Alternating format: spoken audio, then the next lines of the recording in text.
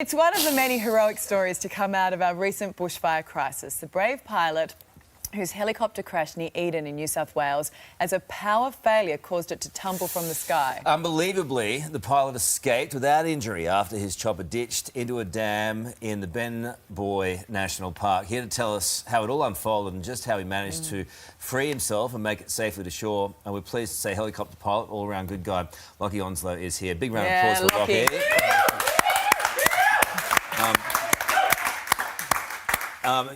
This is a remarkable story, folks, at home. Just tell us, run through what happened.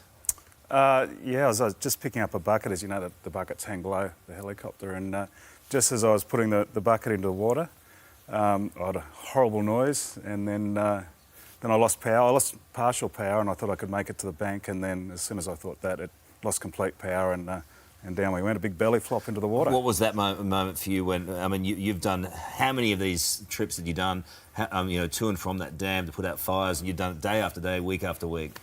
I think I was done about 5 hours that day. So, I was just coming back. It's my first load after refuelling, and by the time the engine stopped, I think I got about 2 or 3 maydays out before I hit the water, and then we went for a swim. So as soon as you lost that power, you knew then the crash was inevitable. Absolutely, yeah. So what does your training then kick in? Do you panic, or do you go straight to, hang on, I've trained for this, and you're in professional mode? You always wonder how you're going to react in a situation like that, but the training kicked in. Every 3 years we do a Hewitt course, which is an underwater escape training course, and it was pretty much like the training we do. So you lose power. You've got literally seconds to try and get to shore. You can't get to shore. You know you're going to go into the water. Yeah. What happens then in those seconds? When we hit the water, it fills amazingly quickly. The water came rushing up through the chin bubble, and the helicopter's top heavy, so it rolled over on its side. Straight away. So you're now under the water? Upside down. Upside down. Yeah. And so we're trained to grab your seatbelt and grab the door, and I did that, but my door, as I worked out now, was wedged up into the mud, into the bank, so I couldn't get out my door. So I went across and tried to get out the co-pilot's door, and couldn't get out of that either. Why not? It was just jammed through. I'm assuming the fuselage was bent, and I couldn't get there. So I ended up in the back. Huey's quite a big helicopter, so there's lots of room, and found a little gap of air, which was in the ceiling, which was the floor, if you know what I mean. And pushed my head up and took a breath, and then dived back down and tried the sliding door on the side, which wasn't opening either. And then I did my best Aquaman impersonation and punched a window out and went out that way. So oh my goodness. So we didn't know any of this detail before you sat down. Yeah. So had you not been able to take found that pocket of air, we would not be sitting here talking to you right now, would we? I don't know. It's sort of hard to judge how long I was down there, but it was just convenient that pocket of air was there. So you must have been at that point, okay, you're okay when you landed and your training's kicking in, but you must have had very dire thoughts.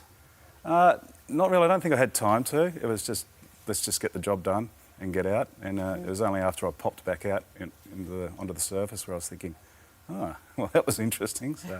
So that's when, but while it was all happening, I wasn't thinking about anything apart from getting out. So, yeah. How long do you think it all took from the helicopter turning over, where you had no access to air, to actually then surfacing? How long do you think that whole process took? Oh, gee, that's a tough one. It's hard to judge. It was probably, it seems like forever, but it was probably only a few seconds. But I'm guessing 2 breaths, so maybe a minute or something. I mean, there would have been a time too when there was a Mayday call out there. There would have been people thinking the worst. You have a very recognisable chopper. It's pink, and it's even got a name. Lucy. And so people would have known you in this community. There would have been a great deal of concern for you. Well, luckily I was talking to because we were working with ground crews, and luckily they knew the dam that I was going to because we'd spoken about it on the radio.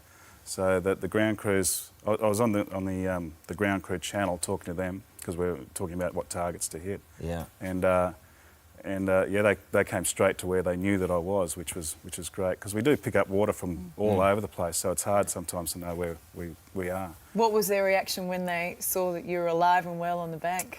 Well, after I'd popped out, and I thought, because hurt my shoulder, and I didn't really want to get winched out, so I thought I'd walk out. So they were looking at where the helicopter was, and I was sort of up in the scrub waving my life jacket around to try and get their attention. So they ran up into the scrub and we walked out from there. What was that reaction like? They were probably more relieved than I was, because I thought I'm pretty healthy. I'm walking, so. But, Did it catch up with you? my shoulder did. So I've been for an MRI, and it's pretty sore, and it's popped out a few times since. But it's pretty well unscathed actually. So Really? apart from that. How's poor old Lucy, the chopper? Oh, Lucy, our engineers are putting it on the back of the truck. I think it's on its way home today, so we'll she fly assess the again? damage.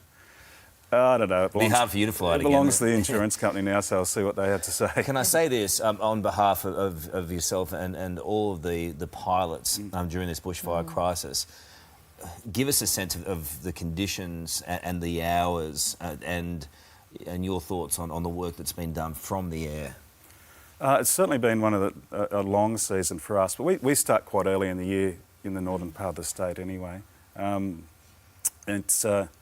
It's a longer than normal season, but we have had big seasons like this before. But it's just one of those things. We take regular breaks. We've got fatigue management, and so we're not working all the time. The conditions have been horrendous though at times. Yeah, it's just so dry. Yeah.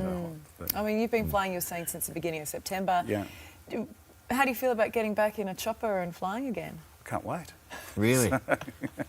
It's just my shoulder's not letting me go for a little bit, but It's I'm pretty probably keen a to good get- thing. You get probably back just on the need to horse. take a little time Yeah. before you get back up Well, there. Ali and I'll fly with you anytime. Yeah. Absolutely.